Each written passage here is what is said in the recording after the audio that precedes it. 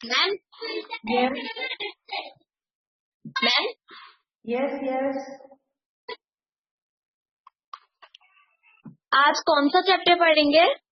आज 14 चैप्टर और 15 चैप्टर की बुक एक्टिविटी कंप्लीट करेंगे और इन्हीं चैप्टर्स के क्वेश्चन आंसर एक्सप्लेन करेंगे। ओके।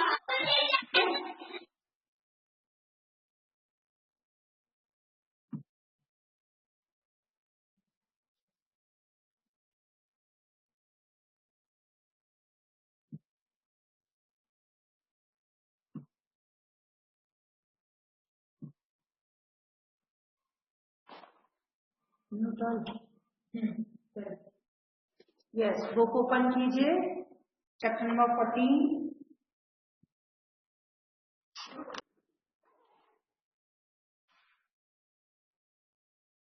Page number 114।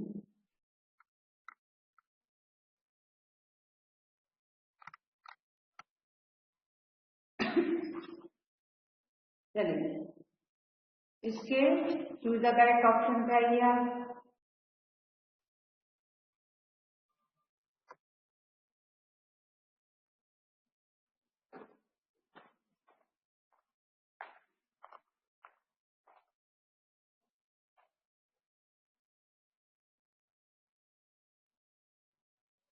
ठीक है,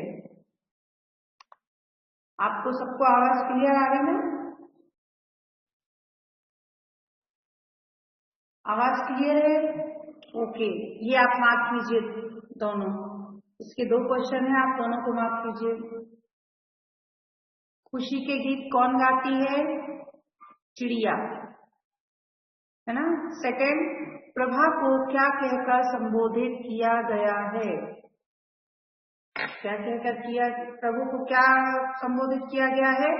प्रभु को सृजनहार। या मार्क आप मार्क भी करते जाइए और अगर आपको नीडेड हो तो आप इसका स्क्रीनशॉट भी ले लीजिए। अगला, एक वचन रूप लिखिए। एक वचन रूप लिखिए। क्या लिखेंगे? कलियां, कली, तितलियां, तितली, बूंद, बूंदे, बूंदे, बूंद, बागों, बाग, मैदानों, मैदान, लहरें, लहर।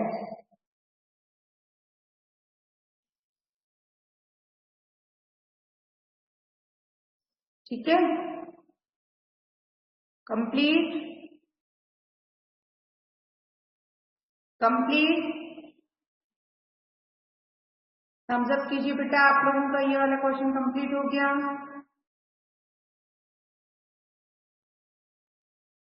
Yes, very good. ये वीडियो ऑफ कीजिए प्रियांशी।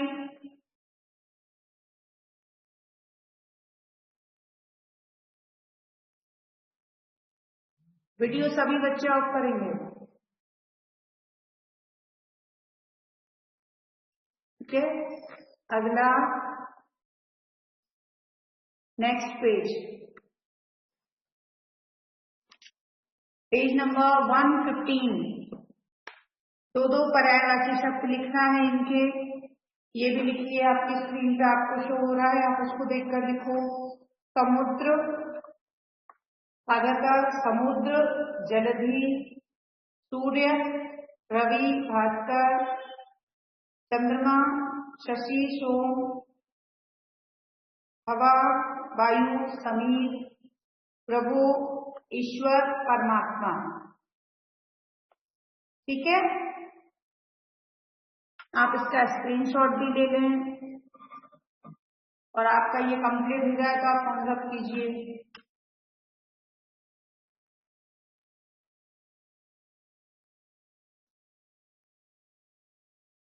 ठीक है,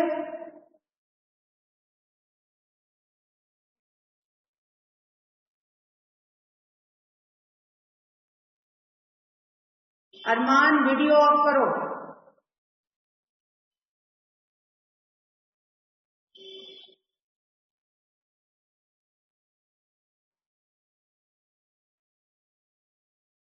कंप्लीट हो गया ये। ठीक है, नेक्स्ट।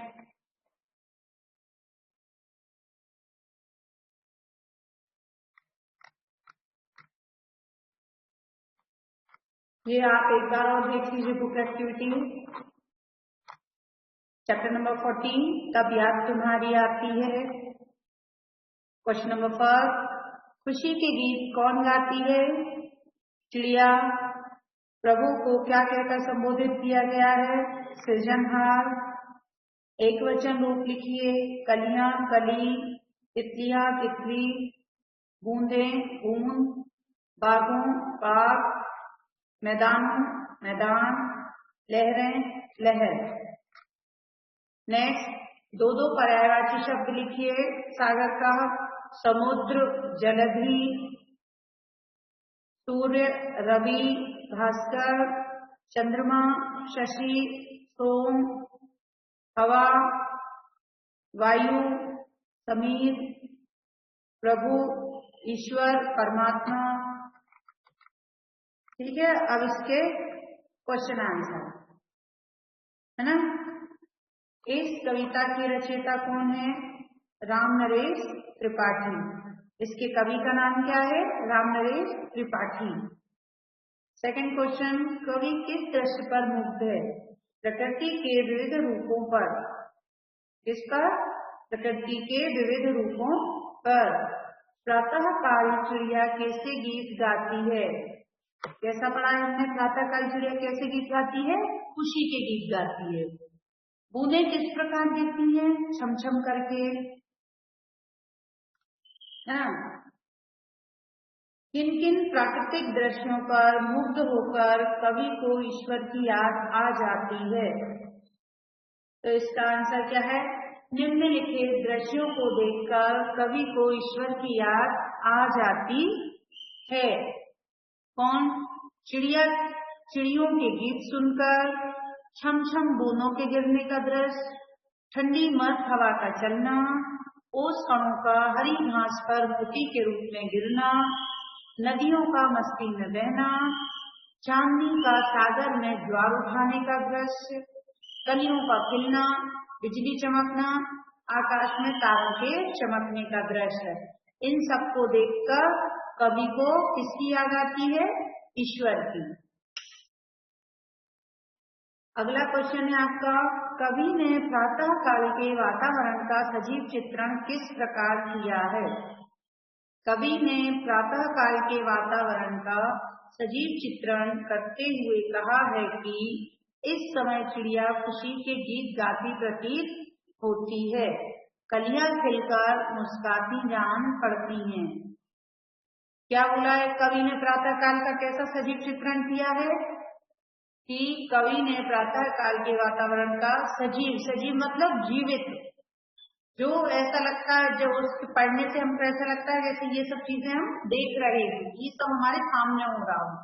सजीव चित्रण करते हुए कहा है कि इस समय चिड़िया खुशी के गीत गाती प्रतीत होती है। प्रतीत होना मतलब हमको ऐसा लगता है जैसे वो खुशी से गीत गा रही हो। कलियां खिलकर मुस्कुराती जान पड़ती हैं। ठीक है, अगला क्वेश्चन इसका, कवि ने वर्षा के सौंदर्य का चित्रण किन शब्दों में किया है? वर्षा की बूंदें छम छम गिरती हैं और बीच बीच में बिजली चमकती जाती है। क्या बोला है कि वर्षा का सौंदर्य? तो वर्षा की बूंदें छम छम कर गिरती हैं और बीच बीच में बिजली चमकती जाती है। नेक्स्ट, चांद और तारे रात को किस प्रकार सुंदर बनाते हैं? तो क्या है इसका आंसर? चांद और तारे आकाश में चमककर उसे और सुंदर बना देते हैं। रात की महफिल सजाने में उनका भारी योगदान है। चांद और तारे आसमान में चमक के आकाश को कैसा बना देते हैं? और भी सुंदर बना देते हैं, और रात की महफिल सजाने में उनका भारी योगदान है। शीतल चांदनी में हरी घास पर झूमते ओसपड़ों को मोती क्यों कहा गया है? क्या है? शीतल चांदनी में हरी घास पर झूमते ओस कणों को मोती क्यों कहा गया है? क्या है? ओस कण मोती के समान चमकते हैं और दोनों पारदर्शी होते हैं। ओस के कण जो होते हैं वो कैसे होते हैं? मोती के जैसे चमकते हैं और दोनों पारदर्शी होते हैं। अगला क्वेश्चन है, जब याद तुम्हारी आती है। कविता का प्रतिपाद 50-60 शब्दों में लिखिए। क्या बोल रहे हैं वो कि कविता का प्रतिपाद 50-60 शब्दों में लिखिए, है ना? तो आपको यहाँ क्या करना है? हमें इस कविता का प्रतिपाद पूरा लिखना है 50 से 60 शब्दों में। तो क्या है? इस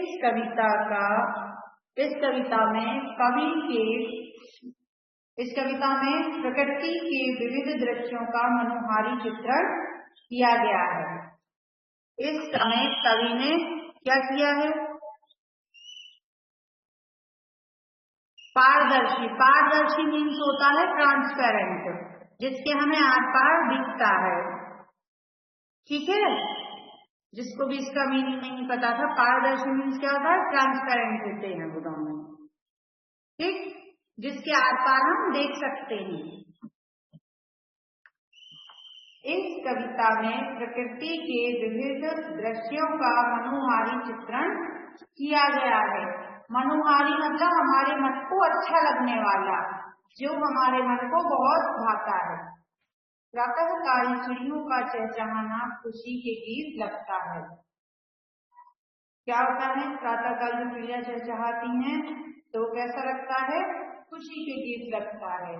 कलियां खिलकर फूल बनती हैं। क्या होता है? कलियां खिलकर फूल बनती हैं और समस्त वातावरण में खुशबू तैर जाती है, और जो सारा हमारा वातावरण होता है एकदम खुशबूदार हो जाता है। कैसा लगता है? खुशबू तैर जाती है। चारों ओर हरियाली छा जाती है। आकाश में चारों तरफ क्या होती है? हरियाली।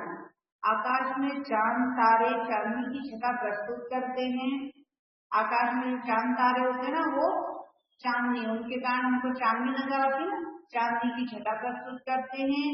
इन सभी दृश्यों को देखकर सृजनकर्ता प्रभु को स्मरण हो आना स्वाभाविक है। जब हम इतनी सारी प्राकृतिक चीजें एक साथ देखते हैं सुबह सुबह में, याद तुम्हारी आती है जब, तो उस समय क्या होता है? हमें उस ईश्वर की, जिसने यह सब बनाया है, उसकी याद आ जाना स्वाभाविक है। मतलब उसकी याद आना स्वाभाविक होता है। जब हम उनके ईश्वर के बनाए हुए इन सारी चीजों को देखते हैं तो हमें अपने आप ही उन ईश्वर की याद आ जाती है। अब ये क्वेश्चन आंसर आपको समझ में आए? समझ में आए? थम्स अप कीजिए आपको ये क्वेश्चन आंसर समझ में आए। Yes class, 6th class, Siddharth, परी, उसेना, नेहा, यशिका,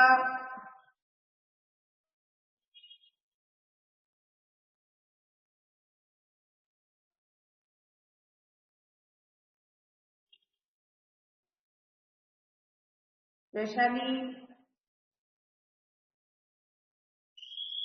समझ में आया? आया आप लोगों को?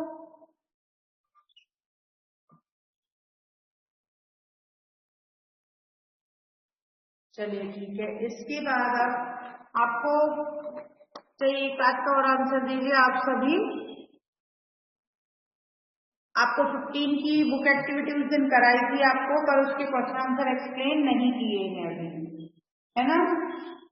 15 चैप्टर की बुक एक्टिविटी तो करवा दी थी, और आपको उसके क्वेश्चन आंसर एक्सप्लेन करते हैं, तो हम आपको उसके क्वेश्चन आंसर एक्सप्लेन कर देते हैं। ठीक है? और आप लोग यहाँ से जो बच्चे नोट्स ले गए हैं उनकी कॉपी कंप्लीट है? कॉपी कंप्लीट हो रही है आप लोगों की? आंसर कीजिए बेटा।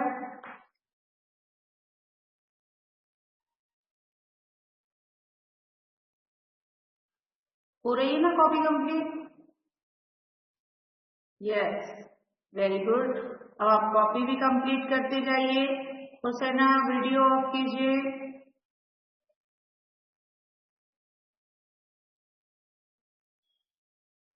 Yes, very good. कॉपी भी आप अपनी कंप्लीट रखिए, टाइम टू टाइम उसको कंप्लीट करते जाइए, है ना, जिससे आपको एक साथ बहुत सारा वर्डन नहीं आएगा और फिर हमको लर्न करने में इजी रहेगा। अब हम चैप्टर नंबर 15 के क्वेश्चन आंसर आपको एक्सप्लेन कर दें। ठीक है, 15 तक हमारा कंप्लीट है एक्सप्लेनेशन। ठीक है, बुक एक्टिविटी भी कंप्लीट है, सिर्फ आपके क्वेश्चन आंसर रह गए थे, तो आप ये क्वेश्चन आंसर कीजिए अभी इसके।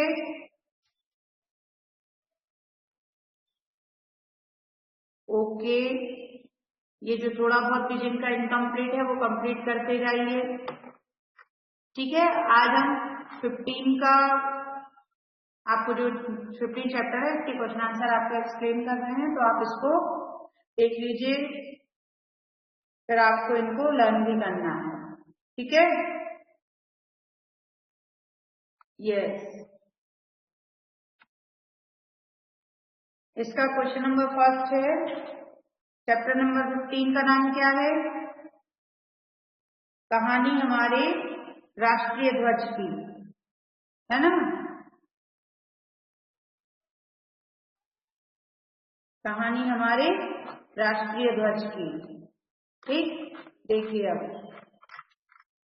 क्वेश्चन नंबर फर्स्ट है इसका, हमारा राष्ट्रीय ध्वज किसका प्रतीक है? राष्ट्र की स्वतंत्रता, संप्रभुता, एकता और अस्मिता का प्रतीक है। क्वेश्चन नंबर सेकंड, अंग्रेजी शासन में किस झंडे को फहराया जाता था?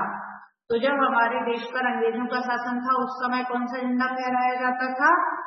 Union Jack. ठीक है, कौन सा होता था झंडा? यूनियन जैक को फहराया जाता था। राष्ट्रीय ध्वज निर्माण का प्रथम प्रयास कब शुरू हुआ? 1857 को स्वतंत्रता संग्राम के साथ। राष्ट्रीय ध्वज के निर्माण का प्रथम प्रयास कब शुरू हुआ? 1857 के स्वतंत्रता संग्राम के साथ। स्वामी विवेकानंद की शिष्या का नाम क्या था? भगनी निवेदिता। तो भगनी मीन्स भी बहन होता है, भगनी संस्कृत में बहन को बोलते हैं। ठीक है, उनका नाम क्या था? मतलब बहन निवेदिता, सिस्टर निवेदिता या भगनी, तो इनका मीनिंग क्या है? बहन होता है, तो निवेदिता। कौन थी उनकी शिष्या? विवेकानंद की शिष्या का नाम क्या था? सिस्टर निवेदिता। ठीक है, अगला क्वेश्चन आपका, 14-15 अगस्त 1947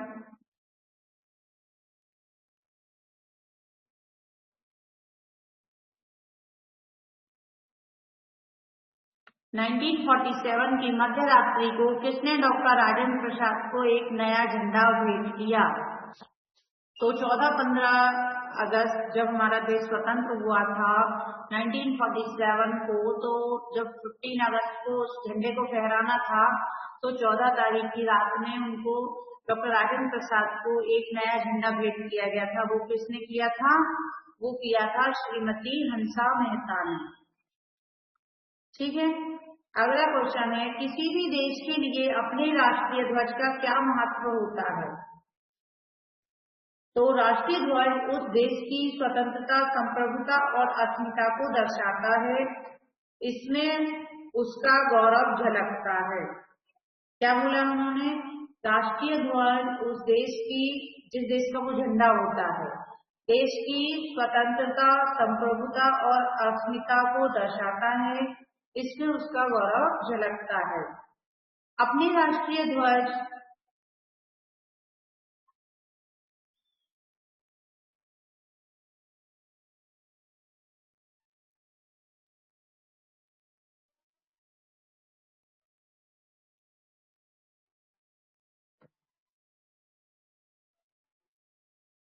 अपने राष्ट्रीय ध्वज के उद्भव और विकास की कहानी किसके साथ जुड़ी हुई है?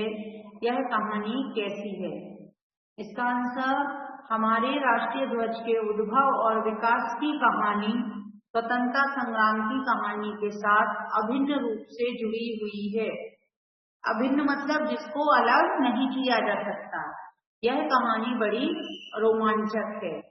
क्या है? हमारे राष्ट्रीय ध्वज के उद्भव और विकास की कहानी स्वतंत्रता संग्राम की कहानी के साथ अभिन्न रूप से जुड़ी हुई है। यह कहानी बड़ी रोमांचक है। नेक्स्ट, भगिनी निवेदिता जो राष्ट्रीय झंडा भगिनी निवेदिता ने जो राष्ट्रीय झंडा तैयार किया उसका क्या स्वरूप था? जो भगिनी निवेदिता ने जो हमारा राष्ट्रीय ध्वज बनाया था उसका स्वरूप क्या था? वह झंडा वर्गाकार था, मतलब उसकी लंबाई चौड़ाई बराबर थी। इसकी सतह लाल थी। इसके किनारों पर 108 ज्योतियां बनी हुई थी। बीच में पीले रंग से वज्र अंकित था। इसमें बांग्ला अक्षरों में वंदे मातरम लिखा हुआ था। ठीक है, आपके पास अभी बुक होगी तो आप बुक में देखेंगे तो आपको मिलेगा कि पेज नंबर 116 सबसे लास्ट में बना हुआ है। जो भगिनी निवेदिता ने ध्वज बनाया था, जो तैयार किया था, वो सबसे नीचे दिखेगा। उसके नीचे लिखा भी है भगिनी निवेदिता का ध्वज। ठीक है।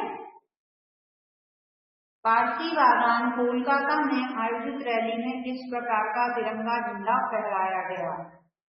क्या है इसमें? 17 अगस्त 1906 को पारसी बागान कोलकाता में आयोजित रैली में जो तिरंगा झंडा फहराया गया उसमें वज्र का निशान नहीं था। क्या बोल रहे हो कि जो पारसी बागान में कोलकाता में जो रैली आयोजित की गई थी उसमें जो झंडा फहराया गया उसमें वज्र का निशान नहीं था। इसमें पीली पट्टी पर नीले रंग से वंदे मातरम लिखा था। ऊपर की हरी पट्टी पर 8 अर्धखिले कमल के फूल बनाए गए थे। नीचे की लाल पट्टी पर सूर्य और अर्धचंद्र की आकृतियां थी। तो ये आप आपकी बुक में देखेंगे 117 पेज पे सबसे ऊपर टॉप पे बना हुआ है। ये वो वाला झंडा है जो पारसी बागान कोलकाता में आयोजित रैली में फहराया गया था। ठीक है। अगला, भिखाईजी कामा ने कब और कहां भारत का राष्ट्रीय ध्वज फहराया? तब वहां स्वतंत्रता की अपील करते हुए उन्होंने क्या कहा था? तो भिखाईजी कामा ने 22 अगस्त 1907 को जर्मनी के स्टुटगार्ट में आयोजित दूसरे इंटरनेशनल सोशलिस्ट कांग्रेस में भारत का राष्ट्रीय ध्वज फहराते हुए कहा था, यह भारत की आजादी का झंडा है। देखिए, इसने जन्म ले लिया है। शहीद भारतीय युवाओं के रक्त ने इसे पवित्र किया है। तो भिखाईजी कामा का जो झंडा फहराया गया था राष्ट्रीय ध्वज, वो कब फहराया गया था? भिखाईजी कामा ने 22 अगस्त 1907 को जर्मनी के स्टुटगार्ट में आयोजित दूसरे इंटरनेशनल सोशलिस्ट कांग्रेस में भारत का राष्ट्रीय ध्वज फहराते हुए कहा था, यह भारत की आजादी का झंडा है। देखिए, इसने जन्म ले लिया है। शहीद भारतीय युवाओं के रक्त ने इसे पवित्र किया है। ठीक है। अगला, महात्मा गांधी के द्वारा स्वीकृत तिरंगे झंडे का स्वरूप क्या था? इस झंडे को कब और कहां फहराया गया? क्या बोला हमने? इस झंडे को कब और कहां फहराया गया?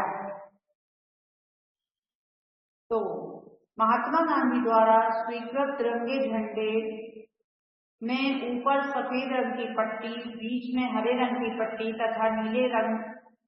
तथा नीचे लाल रंग की पट्टी थी। बीच में चरखा था। इस झंडे को 31 दिसंबर 1929 को लाहौर अधिवेशन में फहराया गया था। जो महात्मा गांधी ने झंडा स्वीकृत किया था उसमें ऊपर क्या था? सफेद रंग की पट्टी, बीच में हरे रंग की पट्टी तथा नीचे लाल रंग की पट्टी और बीच में चरखा था। इस झंडे को 31 दिसंबर 1929 को लाहौर अधिवेशन में फहराया गया था। आपका अगला क्वेश्चन है, राष्ट्रीय झंडा समिति ने राष्ट्रीय झंडे के बारे में क्या क्या तय किया? तो इन्होंने क्या किया? रंगों के क्रम में पहले भगवा, भगवा मीन्स केसरिया कलर होता है, ये हमारे आपने देखा होगा हमारा तिरंगा झंडा, उसमें केसरिया कलर होता है ना, वो रंगों के क्रम में पहले भगवा, फिर सफेद और नीचे हरा होगा। मतलब रंगों में सबसे पहले कौन सा आएगा? ऊपर टॉप पे रहेगा केसरिया और बीच में रहेगा व्हाइट कलर आपका वैसे ना, और नीचे रहेगा हरा। दूसरा क्या था? सफेद पट्टी के बीच में गहरे नीले रंग का चरखा अंकित होगा, है ना, और उसकी जो बीच में जो सफेद कलर की जो पट्टी है ना, उसके ऊपर नीले रंग से क्या बना होगा? चरखा। आप इसमें देखेंगे तो आपको दिखेगा पेज नंबर 118 पर जो दो फ्लैग बने हैं ना, तो नीचे वाला देखेंगे तो उसमें देखेगा, और उसमें लिखा है कांग्रेस कार्य समिति द्वारा स्वीकृत ध्वज। ये वाला किया हुआ था उन्होंने स्वीकृत, वहां पे बीच वाले में चरखा बना होगा। और रंगों का कोई सांप्रदायिक महत्व भी नहीं होगा। मतलब पहले क्या बोला था? पहले जब उसमें रेड और ग्रीन था तो क्या था कि जो ग्रीन है वो मुस्लिम कम्युनिटी को दिखाएगा और जो रेड था वो हिंदू कम्युनिटी को। उसके बाद लेकिन जो झंडा समिति थी उसने सांप्रदायिक था, मतलब उसमें जाति धर्म की कोई बात नहीं थी उन रंगों में, उनके अलग ही मीनिंग बताए गए। अब यह किसी भी धर्म या जाति से जुड़े हुए नहीं रहेंगे कलर। भगवा, जो भगवा कलर था, जो उसका केसरिया कलर था, वह किसका प्रतीक माना जाएगा? साहस और त्याग का। सफेद जो कलर है उसमें वो सत्य, शांति और सत्य का। और हरा हरी भरी फसलों और संपन्नता का। तथा चरखा जनता की आशा और उद्यम का प्रतीक होगा। ठीक है, तो झंडे के बारे में जो भी नियम बनाए थे कमेटी ने वो सबको मान्य भी रहे। अगला 23 जून 1947 को बनाई गई समिति ने राष्ट्रीय ध्वज के क्या है इसमें, वेट पर मिनट,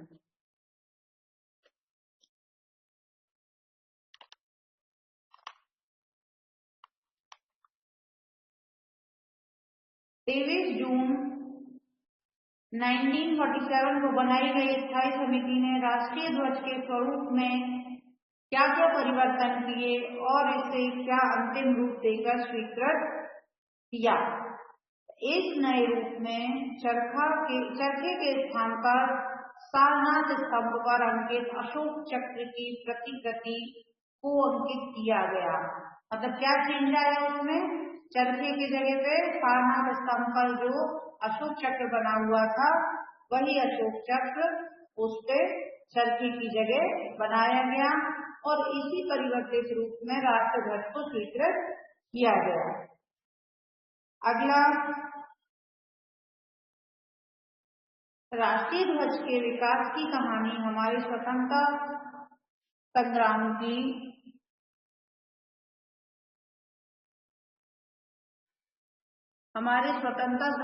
की कहानी है। टिप्पणी कीजिए। मतलब जो राष्ट्रीय ध्वज का विकास हुआ वह जो कहानी है वह हमारे स्वतंत्रता संग्राम की कहानी है। टिप्पणी कीजिए, मतलब उस पर आप एक कमेंट लिखिए। राष्ट्रीय ध्वज के निर्माण एवं विकास की प्रक्रिया स्वतंत्रता संग्राम की घटनाओं के साथ साथ चलती रही है। क्या है? राष्ट्रीय ध्वज के निर्माण एवं विकास की प्रक्रिया स्वतंत्रता संग्राम की घटनाओं के साथ साथ चलती रही। विभिन्न स्तरों पर परिवर्तन भी होते रहे। क्या हुआ इसमें? राष्ट्रीय ध्वज के निर्माण और विकास की प्रक्रिया स्वतंत्रता संग्राम की घटनाओं के साथ साथ चलती रही और विभिन्न स्तरों पर परिवर्तन भी होते रहे। ठीक है, ये आपके 15 नंबर चैप्टर के क्वेश्चन आंसर थे। आपको समझ में आए? सभी बच्चे बताइए, आपको समझ में आए?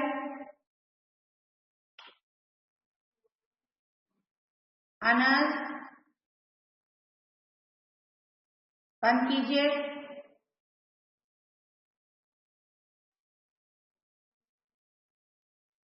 बंद कीजिए फास्ट।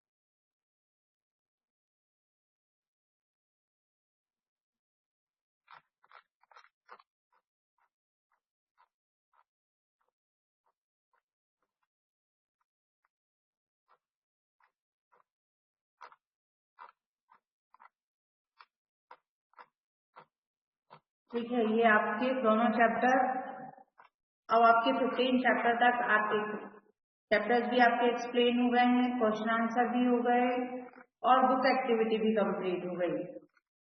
ठीक है, 15 चैप्टर तक। 16 चैप्टर भी हमने पढ़ा था, है ना। 16 चैप्टर भी हमने एक्सप्लेन कर दिया है। अब इसके क्वेश्चन आंसर और बुक एक्टिविटी हम कल करेंगे 16 की। ठीक है, कल आपको इसकी 16 चैप्टर की बुक एक्टिविटी और क्या करना है साथ में, क्वेश्चन आंसर। ठीक, अब आप एक और बात बताइए कि इसका जो ये है आपका एक गद्यांश दिया हुआ है 15 चैप्टर में, पेज नंबर 121 पे देखो आप आपकी बुक में गद्यांश दिया हुआ है ना लास्ट में। इसके आंसर कंप्लीट कर लिए आपने।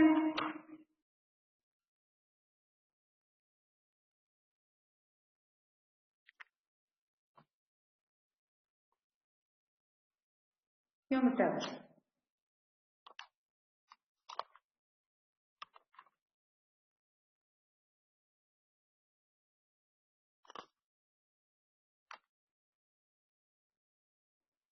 कर लिए सभी ने? चलिए, इतना सबका कंप्लीट है आप लोगों का, थम्स अप कीजिए।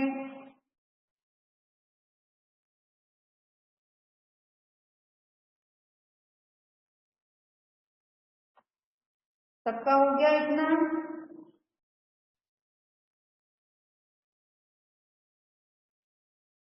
Yes, very good.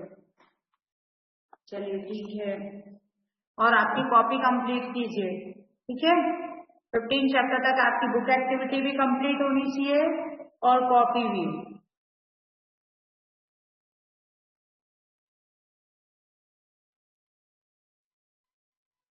ठीक है, हैव अ नाइस डे।